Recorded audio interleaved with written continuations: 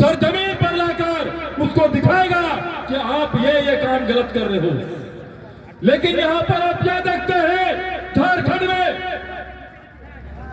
में आप देखते हैं ये एनडीए और ये यूपीए गठबंधन की जो सरकार है वो नाजायज तरीके से 4-5 सालों तक सरकार चलाया और इस राज्य की प्राकृतिक भौतिक संपदा को, इस देश की प्राकृतिक भौतिक संपदा को लूटने का काम किया।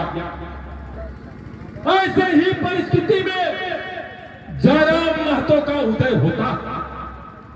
जयराम महतो का उदय खैरात में उदय नहीं हुआ है। जयराम महतो का उदय ही नहीं बल्कि अवतार हुआ। ये झारखंड वासियों के लिए है, ये झारखंड वासियों के लिए अवतार हुआ है, इसकी हिफाजत के लिए। झारखंड की जनता को लूटने नहीं दिया जाएगा, ये जयराम महतो का कहना है। इस देश की जो संविधान है वो सारे संविधानों के अधिकार जनता के जनाधिकारों तक पहुंचाया जाएगा, ये जयराम महतो का कहना है। अभी आप देखिएगा, आपके यहाँ स्कूल है, स्कूल व्यवस्था आपके यहाँ 2 तरह की है। एक है डीसी, पीडीओ और मंत्रियों की बाल बच्चों को पढ़ने के लिए, सेठ साहूकारों की बाल बच्चों को पढ़ने के लिए, और एक है समाज के अंतिम पायदान में जो व्यक्ति खड़ा है, जो गरीब गुरबा किस्म के लोग खड़ा है, वो थाली लेकर के और स्कूल जाते शिक्षा ग्रहण करने के लिए नहीं, अपने पेट की आग को बुझाने के लिए।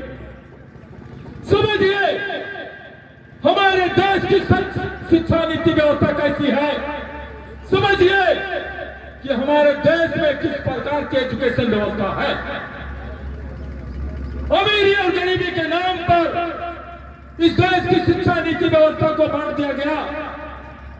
भारतीय संविधान अनुच्छेद 21 का में यह बात स्पष्ट रूप से कहा गया है, 6 से 14 वर्ष के बच्चों को समान बराबर शिक्षा देगा, चाहे राष्ट्रपति का बेटा हो या एक मजदूर का बेटा, सबका शिक्षा एक बराबर होगा।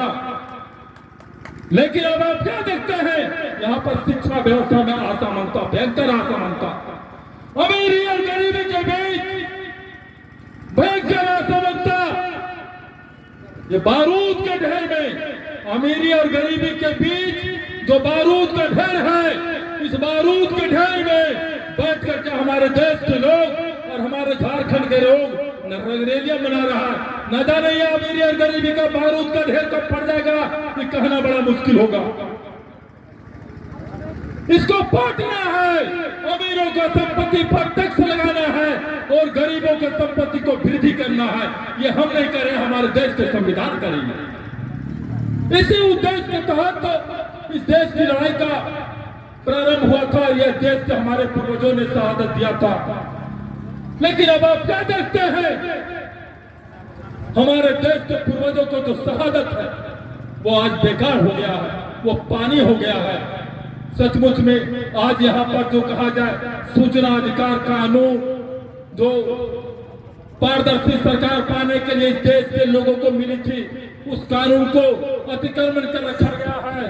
राज्य सूचना आयोग का पद रिक्त है।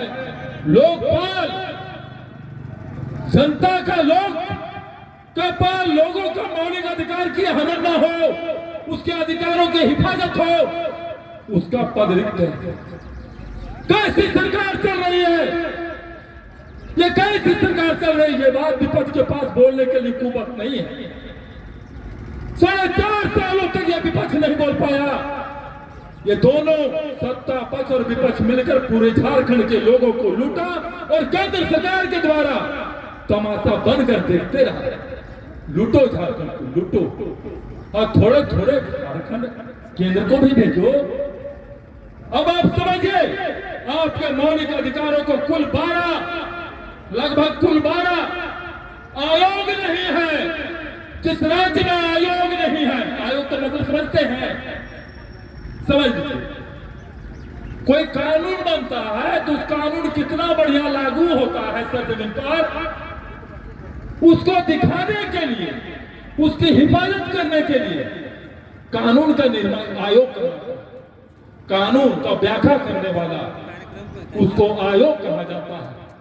लेकिन तब आप क्या देखते, 12 लोकप्रिय संस्थानों का राज्य का जो आयोग है, थोड़ा समय का ध्यान रखा जाए, स्थगित कर दी गई। धन्यवाद। बोले अच्छा तो बोला यार। निरस्त कर दिया गया, उस आयोग को ठंडे बस्ते में डाल दिया गया, नाजायज तरीके से सरकार चलाया। अब समय भी बहुत कम है, बहुत सारे वक्ता भी हैं, मन तो बहुत ज्यादा है, लेकिन अब आप तो थोड़ा कम कहेंगे। इसलिए आप तमाम झारखंड वासियों से कहना चाहेंगे, जयराम महतो कहना चाहती है, जयराम महतो कहना चाहते हैं, जेबीएम केसेस का यह आह्वान है, उठो नौजवानों, उठो नौजवानों, गली कस्बे शहरों बाजारों से निकलो, महल मकानों से, चंद लड़ो बेईमानों से।